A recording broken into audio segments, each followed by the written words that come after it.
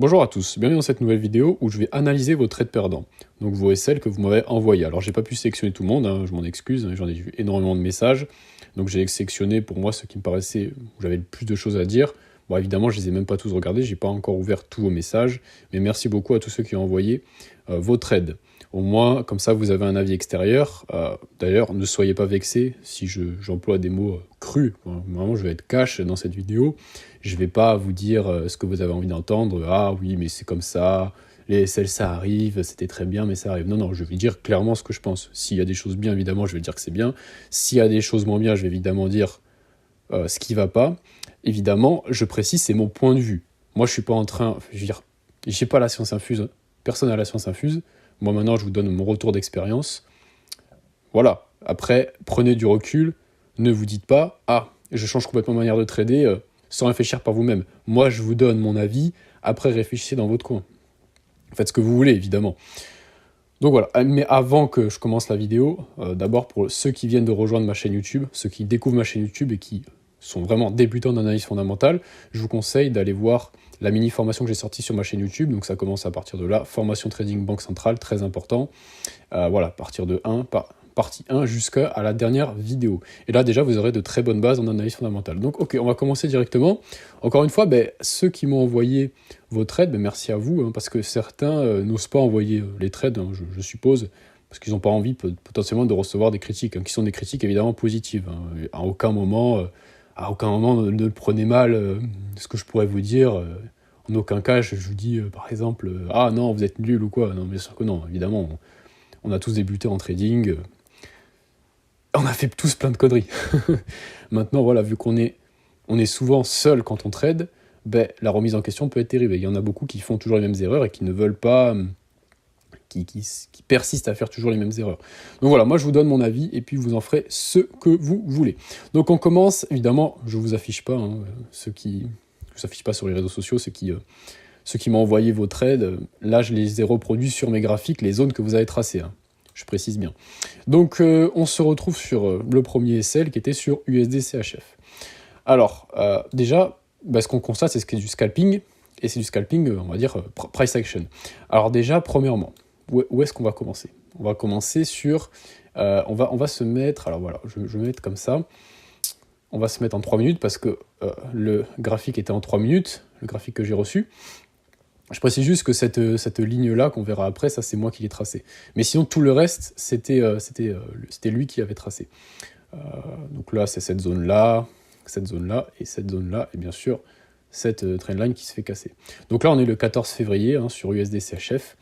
Alors premièrement, on va parler technique, après on va parler fondamental. Bien sûr, évidemment, on est sur fondamental trader. Alors, premièrement, cette personne-là, j'ai remarqué qu'elle était assez bien organisée parce qu'elle a un journal de trading, tout est assez carré. Donc déjà, niveau organisation, ça me paraît bien. Ok. Maintenant, pour moi, là, il y a énormément de choses qui ne vont pas. Premièrement, c'est du scalping. Alors, je pense que vous connaissez ma position sur le scalping. Le gros problème du scalping, c'est, encore une fois, vous pouvez avoir raison fondamentalement parlant, mais vu que vous avez un SL minuscule, à très peu de pips, vous voyez, là, on a 6,7 pips de SL, ce qui est très, très, très faible. Ça veut dire que là, vous jouez vraiment sur le pips près, ce qui est hyper dangereux. C'est hyper dangereux. Alors, on va en reparler après de ça. Premièrement, si on regarde purement technique sur, vraiment sur le setup, on voit qu'il y a un espèce de double bottom ici. Ok. Et sur cette zone, effectivement, qu'il a tracée de support. Ça rebondit dessus. Très bien. Alors, déjà, ce que je pourrais dire, c'est que le point d'entrée, il est catastrophique. Moi, par exemple, je serais rentré là. Je ne sais pas pourquoi... Il ne faut pas rentrer si haut. Moi, ce que j'aurais tracé, évidemment, ça je le rajoute, c'est pas moi qui l'ai tracé. C'est pas lui qui l'a tracé, pardon. À la rigueur, moi, j'aurais mis cette zone-là. Évidemment, j'aurais jamais pris un trade comme ça, en scalping encore moins. Je ne sais pas si on voit bien la zone. Moi, je vais changer de couleur rapidement, là. Je vais la mettre en rouge. Voilà. Je vais mettre... Moi, j'aurais tracé cette zone-là. Pourquoi? Parce que c'est la zone de la cassure du double bottom, plus là cette zone-là de rebond. Enfin, voilà. Je l'aurais pris à la cassure. Donc le trade, déjà, je vous en mets un autre. Je l'aurais pris ici, moi, à la cassure, si jamais. Purement technique. Hop, je l'aurais pris ici. Bon, vous savez quoi, on va le bouger, ce sera plus simple. Je l'aurais pris ici. Parce que là, déjà, j'ai envie de dire, c'est trop tard. On a déjà eu un gros momentum. Là, le RR, il est clairement flingué. Alors oui, effectivement, on est plus confiant parce qu'on se dit, ah oui, bah là, le trade a vraiment, le prix a vraiment envie de monter, donc c'est bon. Non, moi, clairement, je prends la cassure ou pas, quoi. Ou alors, à la rigueur, au retest par ici, à la rigueur. Donc, on revient sur la position initiale qui était prise par là. Donc déjà, le timing, pour moi, il est catastrophique. C'est pas bon. C'est trop tard, ça. C'est beaucoup trop tard, ou alors on attend un retest. Soit on attend un retest, soit on le prend direct à la cassure. Sinon, là, le RR, il est complètement flingué. Et justement, c'est là qu'on va parler du... Pour moi, le pire dans ce trade-là, c'est le positionnement du SL. Parce qu'à la rigueur, qu'on le prenne en retard, bon, c'est pas bien du tout. Et d'ailleurs, pareil, la cassure de la trendline, la cassure de la trendline plus cette donnée-là. Voilà, bon, je l'aurais pris par ici, moi. Et purement technique, hein, je précise. Et là, le positionnement du SL, il est également catastrophique. Pourquoi ? Bah parce que si le prix... C'est pas compliqué, en fait. Bon, ça, je vais l'enlever, en fait, parce que c'est pas... ça. Voilà, c'est plus épuré comme ça. Si le prix revient ici, est-ce que ça invalide ton scénario ? Moi, personnellement, si je suis haussier sur une monnaie et que j'ai ça, si le prix revient là, je suis pas invalidé. Clairement pas invalidé. Alors que là, bah, tu as placé ton SL à un endroit où, clairement, pour moi, je suis pas invalidé. Il n'y a aucune raison. Le prix, il peut revenir ici, même ici, je serais pas inquiet. Je me dirais, bah, c'est bon, enfin, tant qu'on n'a pas cassé cette zone en bas, moi, il n'y a pas de raison. Il n'y a pas de raison. Donc voilà, le positionnement du SL, extrêmement important. Le prix peut facilement revenir, surtout après une hausse comme ça. Un retest, c'est pas déconnant. Et ouais, le SL est à peu près passé par ici. Donc clairement, le SL à la rigueur, donc voilà, moi, comment j'aurais fait, purement technique, je me serais placé ici, hop, par ici, et le SL, je l'aurais mis là. Alors oui, il y en a qui vont me dire, oui, mais ça flingue le RR. Bah écoutez, oui, il faut laisser le prix respirer. Vous pouvez pas vous permettre de mettre des SL trop serrés. Le prix, voilà, encore une fois, je me répète, mais c'est important, on peut facilement revenir là pour repartir. Ça, combien de fois je l'ai vu, ça ? Et là, le SL, au final, la zone, elle correspond à rien. À rien. À la rigueur, alors, je crois que j'ai compris ce qu'il voulait faire, c'est qu'il se dit, bon, ok, je mets le SL là parce que, hop, le prix rebondira sur la trendline. Sauf que le problème, c'est que il peut la casser facilement pour rebondir plus bas, et on n'en sait rien. Et c'est pas safe de faire comme ça. Là, je vous le dis par retour d'expérience, placement d'un SL comme ça, c'est chaud. Surtout en scalping où le prix peut mais largement revenir là pour repartir. Et voilà, encore une fois, 6,7 pips de SL environ. Moi, je suis en sueur. Franchement, les scalpers, je ne sais pas comment vous faites. Psychologiquement, pour moi, vous êtes des machines. Et d'ailleurs, moi, j'ai déjà évidemment essayé le scalping. C'est la pire méthode de trading. C'est la pire méthode de trading.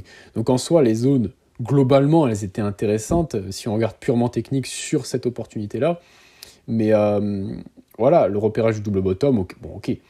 Ah oui, voilà, j'ai quand même oublié le plus important, c'est à ce moment-là, tu fais du scalping. Bon, si tu y arrives, tant mieux.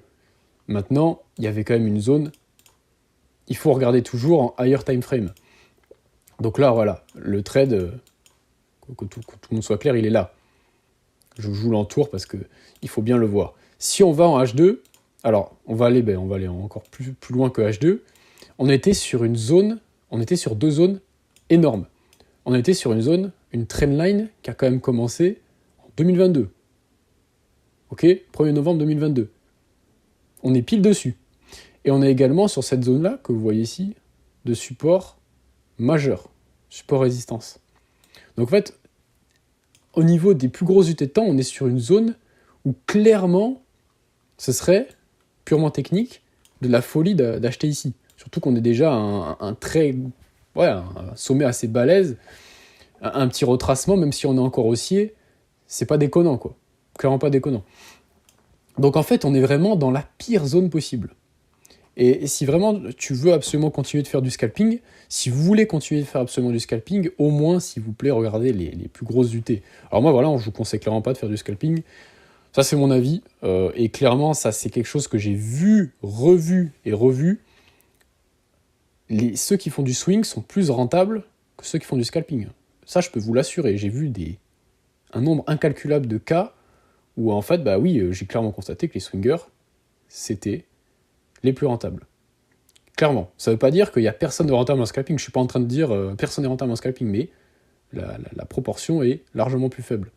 Et ça, vraiment, c'est du vécu. J'en ai vu un paquet. J'en ai vraiment vu un paquet. Et encore une fois, je ne suis pas là pour vous dire ce que vous avez envie d'entendre. On peut largement faire des bonnes performances en swing, largement. C'est une légende de croire qu'il n'y a que le scalping où on peut faire des gains, c'est faux. C'est absolument faux. Et encore une fois, voilà. Moi, je vous dis les choses. Je vous dis les choses, que ça vous plaise ou que ça vous plaise pas. Après, c'est à vous de voir. Il n'y a pas de souci. Donc voilà pour cette première opportunité. Alors techniquement, fondamentalement parlant, on peut en parler. En soi, oui, une hausse de l'USD, ça a du sens, complètement. Maintenant, faut faire attention, ça reste face au franc suisse. Il y a déjà eu une belle hausse, hein, un petit retracement. Vraiment, là, on était dans comme je dis, toutes les zones. En plus, on était au 0,89. Bon, c'est pas non plus hyper important, mais c'est déjà quand même ça. Pire endroit pour acheter, hein, clairement. Pire endroit pour acheter. Et pour résumer, bon ben voilà, le positionnement du SL, le pire endroit également. Et le timing également, pire endroit. Mais voilà. Donc on va continuer avec un trade sur AUD USD. Et c'était également la même personne. Donc voilà. C'était ici, donc c'était aussi le 14 février. Alors, et là, on retrouve en fait exactement le même problème. Là déjà, il a tracé une zone un peu plus, entre guillemets, un peu plus haute unité de temps, même si ça reste une zone qui est vraiment, elle reste quand même une très petite UT. Techniquement parlant, déjà, il y a beaucoup de choses qui ne vont pas, et c'est exactement la même chose. Voici le trade qu'il avait pris. Alors, en soi, si on regarde encore une fois purement et simplement sur le price action, c'était quelque chose d'intéressant. Hein, okay, si on est vraiment baissier dessus, bon bah ouais, c'est intéressant. On peut pas dire le contraire. Il y a une belle réaction de prix, tout ça. Maintenant, encore une fois, le timing, pour moi, c'est le pire timing possible. Alors évidemment, c'est facile à dire après coup, mais là, le prix, il a déjà bien chuté. Et pareil, le SL, je vois un peu peut-être la logique, c'est que je pense qu'il a voulu se dire, bon là, il y a une zone de support-résistance, à peu près par là. Alors évidemment, c'est pas au pips près, mais c'était à peu près par là son stop loss. J'arrive plus à le prendre, voilà. Donc, il s'est dit, bon, s'il revient là, c'est une zone, il rebondira au pire. D'ailleurs, avec le spread, effectivement, tu peux avoir raison, mais au final, bah, tu te fais avoir. Même si on trace un Fibonacci, d'ailleurs, voilà. Bah, c'est intéressant, parce que même si on trace le Fibonacci, on n'est même pas au 50%. Donc le prix, encore une fois, le timing, c'est le pire timing possible. Et si le prix, encore une fois, c'est la même chose, il revient ici, moi, le prix revient là. J'ai un setup technique comme ça, en plus grosse unité de temps, parce que moi, je ne traite pas le scalping, vous l'avez bien compris. Il revient par ici. Je m'en fous. Moi, tant qu'il ne dépasse pas cette zone-là, je m'en fiche complètement. Ok ? Donc le prix, il peut facilement revenir là et chuter. Moi, ça invalide pas mon scénario. C'est ça qu'il faut vous dire avec les SL. Est-ce que, à cette zone-là, ça invalide votre scénario ou pas ? Oui ou non ? Là, clairement, ça l'invalide pas. Pas du tout. On n'est même pas au 0,61, 61,8. Donc voilà, encore une fois, moi déjà, je serais rentré à peu près par ici, à la cassure de cette trendline, et puis même déjà là, hein, déjà cette zone-là, moi ce que j'aurais tracé plus précisément, c'est ça, à la rigueur, hop, si j'avais pris le trade, et voilà, moi je serais rentré par ici. Et encore, dernier carat, quoi, dernier carat, je serais même rentré un peu plus haut. Et bien sûr, le SL, je l'aurais mis là. Clairement. Puis bon, ben voilà, on vise en bas, quoi, voilà. Et voilà, bon, encore une fois, c'est du scalping, donc c'est très compliqué à gérer le timing. Donc en soi, c'est un peu comme l'autre position. Oui, c'est vrai que, fondamentalement parlant, c'est pas une mauvaise idée de faire ça. Maintenant, pour moi, le timing est clairement pas le bon. Donc voilà, on va continuer rapidement, parce que sinon, la vidéo va être beaucoup trop longue. Mais voilà, déjà, vous avez compris à peu près ce que je voulais dire par rapport à cette position. Ces deux positions qui étaient très intéressantes au final. C'est très intéressant parce que ça, c'est des erreurs qui reviennent très, très, très, très fréquemment. Ok, Vraiment, je l'ai vu un nombre incalculable de fois. Je sais même plus où il est. Ah bah, il est tout là-haut. Bon bref, je vais le laisser ici. C'était la même erreur dans tous les cas. Le mauvais timing et bah, vous laissez pas respirer les prix. C'est ça votre problème en fait. Votre problème, c'est que vous voulez pas laisser respirer le prix. Voilà. C'est clairement ça votre problème. S'il revient là, on s'en fiche. Est-ce que c'est invalide? Que dalle. Ça invalide rien du tout. Laissez respirer le prix un minimum. Puis voilà, là pareil, c'est en gros c'est du 6 pips de SL. C'est chaud. Je vous dis clairement, c'est chaud. C'est très dur de choper le marché au pips près. C'est extrêmement compliqué. Très compliqué. Bah on va continuer, écoutez. Mais déjà, voilà, si vous faites plus ces erreurs-là, de mal placer les SL et de les prendre au mauvais moment, déjà ça ira beaucoup mieux. Alors évidemment, là, dans tous les cas, ces trades-là, mais bon, ça je l'ai déjà expliqué pour USDC HF, on était dans une zone majeure, une zone technique majeure en higher time frame, il fallait surtout pas acheter ici, quoi. Au moins, on attend de voir ce qui se passe, quoi. On attend de voir ce qui se passe, même si on est aussi fondamentalement dessus, voilà, on leur a attendu un meilleur prix. Mais ici, au final, c'était pareil, parce que oui, j'ai pas parlé de la raison du SL, voilà. Regardez, si on est en 15 minutes, là, vous continuez d'être baissier. Là, regardez, on va carrément se mettre en 15 minutes. Là, on est en 15 minutes. On voit même pas de vraie réaction sur cette zone-là. Il y en a une petite là, mais c'est tout. Mais moi, en 15 minutes, c'est de la folie de descendre un peu plus bas en soi. Moi, ce que j'aurais fait, c'est j'aurais au moins attendu à la rigueur un double top aller en 15 minutes minimum. Donc voilà, maintenant on va passer sur le GBP-JPY qui était un autre SL. Alors là, celui-là, j'ai rien compris d'ailleurs. Vraiment, j'ai rien compris. On regarde ça en détail. Ok, alors là, c'est les zones évidemment qui ont été tracées, même cette trendline-là, elle a été tracée. Alors déjà, mais vous savez quoi, on va commencer par une analyse fondamentale pour une fois là, parce qu'il y a beaucoup d'erreurs techniques. Encore une fois, voilà, c'est du scalping, on peut dire que c'est du scalping. Hein. Ouais, non, écoutez, ok, je vais être sympa, c'est de l'intraday. Alors, fondamentalement parlant, déjà, c'était casse-gueule. Lisez les articles, je vous en supplie, lisez les articles. À ce moment-là, il n'y avait même pas de débat, la livre sterling, elle était forte. Elle était forte, pourquoi ? Parce que l'économie britannique, en final, on s'en rend compte qu'elle tient très bien, les PMI sont très bons. Ah oui, il y a un peu de... Bon, le PIB un peu moins bien, il stagne, c'est vrai.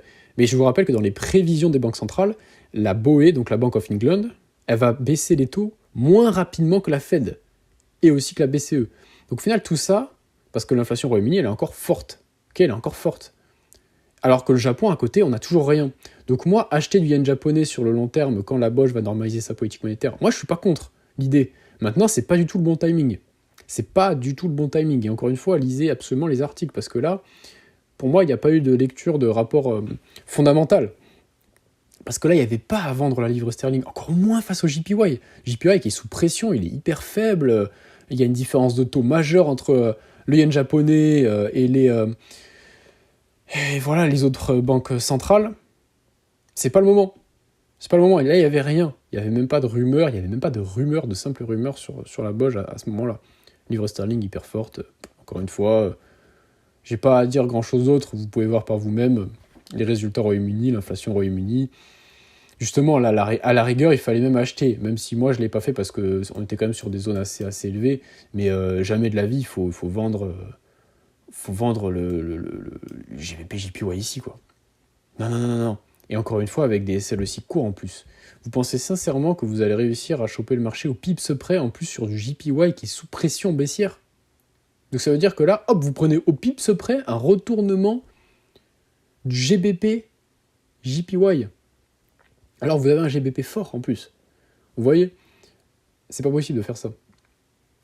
Vous avez une monnaie forte face à une monnaie faible, vous pouvez encore moins le prendre au pips près. Vous voyez ce que je veux dire? Il faut attendre des confirmations balèzes pour prendre un trade là-dessus. Encore une fois, c'est pour ça que j'insiste beaucoup sur l'importance de l'analyse fondamentale. Là, c'est clairement un trade qui aurait pu être évité juste avec l'analyse fondamentale. Et vous savez quoi? Là, on parle même pas d'analyse technique. On va en parler après, mais... mais je veux dire, juste là, hop, vous avortez ce trade-là, parce que, ben... voilà. GBP assez fort, JPY très faible encore, il n'y a pas de raison que d'un seul coup, ils deviennent forts. Okay, il n'y avait pas de raison. Aucune. Bon, maintenant, techniquement parlant, bon, soit j'ai pas à dire grand-chose, ça me paraît être du SMC. Le SMC, moi, je connais, j'ai un peu regardé, évidemment, je suis pas un expert en SMC, non, mais je comprends le délire. Je vois pas la logique du SMC, en soi, parce que regardez, encore une fois, admettons, vous êtes vraiment haussier sur le yen japonais, est-ce que, sincèrement, le prix, il arrive dans cette zone-là, ça invalide votre scénario? Non. Et déjà, regardez, on est en 30 minutes. Est-ce que vous voyez honnêtement une réaction de prix? Même si on se met en 15 minutes. Hein. Moi, je vois pas de réaction de prix. Hein. On peut se mettre en 3 minutes. Ouais, en 3 minutes, évidemment, il y a toujours des réactions de prix. Et encore, même pas. Moi, là-dedans, pour moi, il n'y a rien à faire, quoi. Il n'y a rien à faire.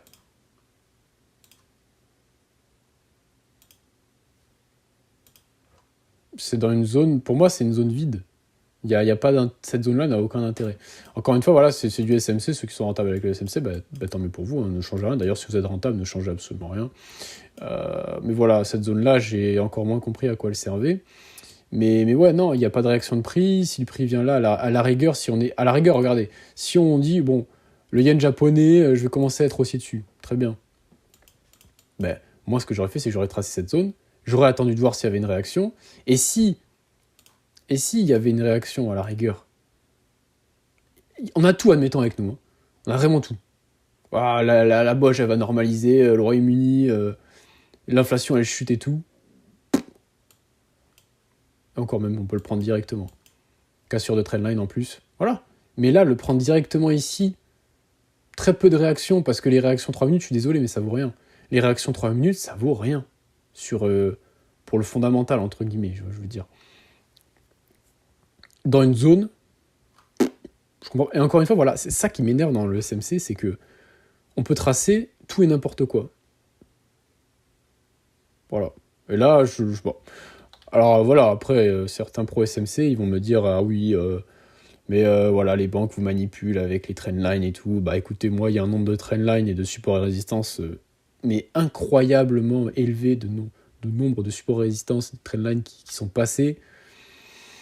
Enfin bon, voilà quoi, moi je veux bien que me fasse manipuler, mais bon, si tu mets du fondamental dedans, si tu mets tout ce qu'il faut, y a pas de raison que tu sois pas rentable. Clairement pas. Que tu manages bien, et que tu mets bien les SL et que tu rentres au bon moment, il n'y a aucune raison. Donc voilà, moi ce que j'aurais attendu, et encore une fois, voilà, un petit SL comme ça, c'est compliqué quoi. C'est vraiment très compliqué.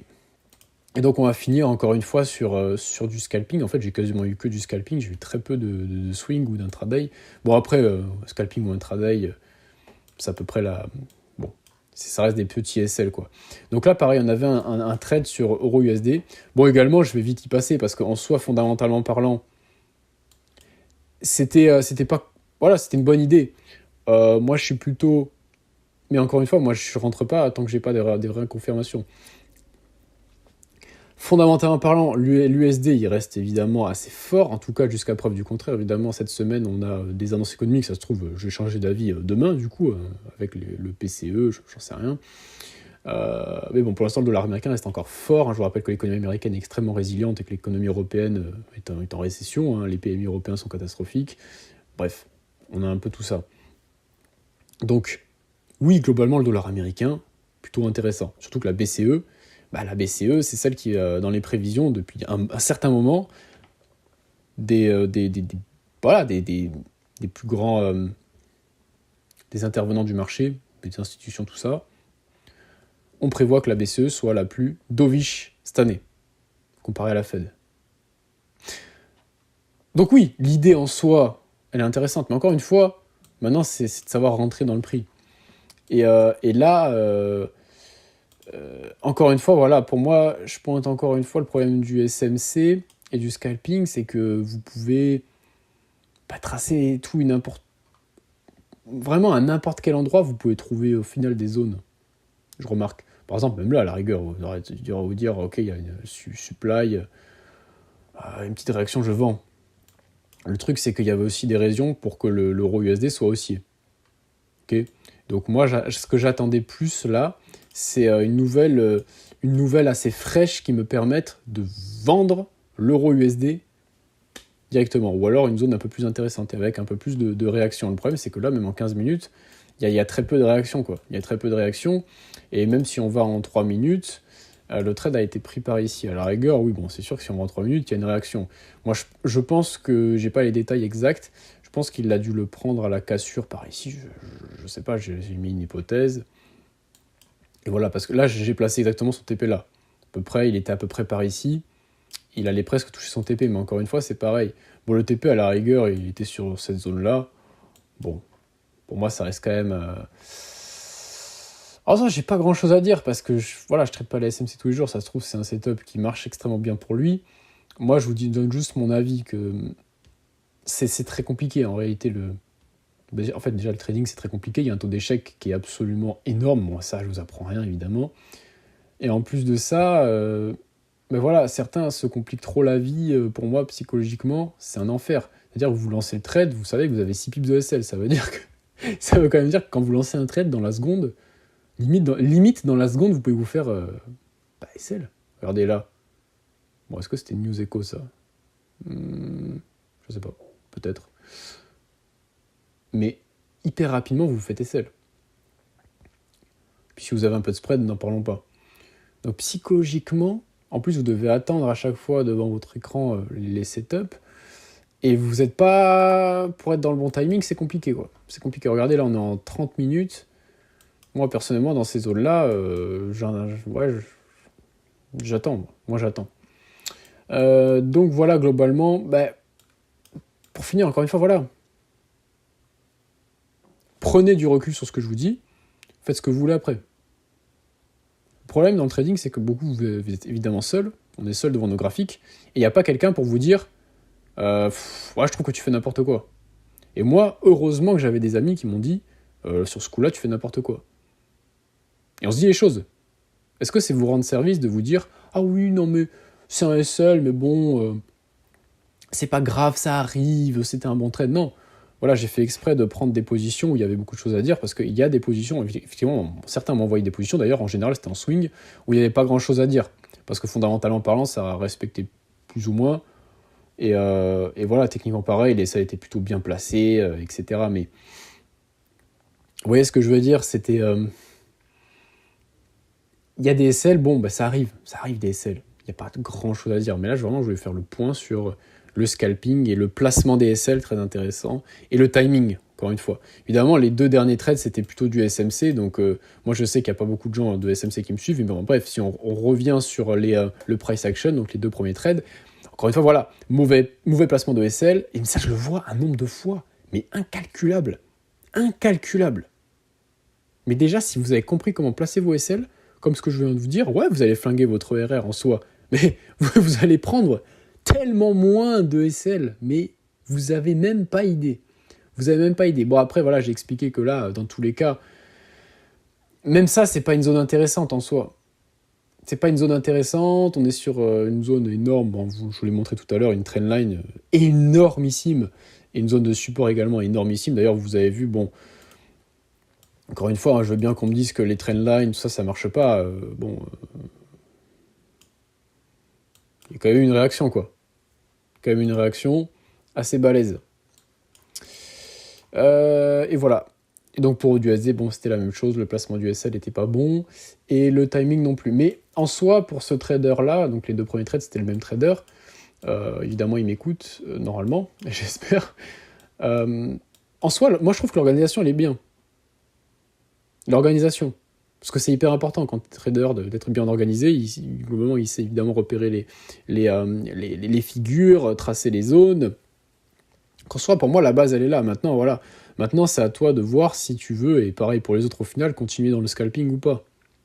Je vous rassure, je vous le dis clairement, moi, j'ai vu beaucoup plus de gens rentables sur du swing que du scalping, et de très loin. Donc, Juste déjà, si dans votre tête, c'est « Ah ouais, mais non, en swing, on se fait chier, et puis on fait pas beaucoup de gains. » Non, je vous assure que c'est complètement faux.